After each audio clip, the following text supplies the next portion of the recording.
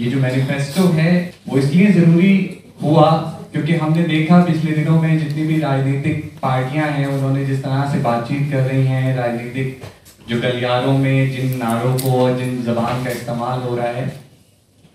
वो तो एक तरफ से बात करने के लिए तैयार नहीं है। जो देश में 4 साल 10 महीने ये नफरत की पूरी काम हुआ, पर उसके साथ साथ जो सिविल सोसाइटी है उसमें भी अक्सर लोगों का जो मैनिफेस्टो इंक्लूजन के नाम पर कि हम सबको साथ लेकर सबकी बात कर रहे हैं, सिविल सोसाइटी ने भी किसी भी तरीके से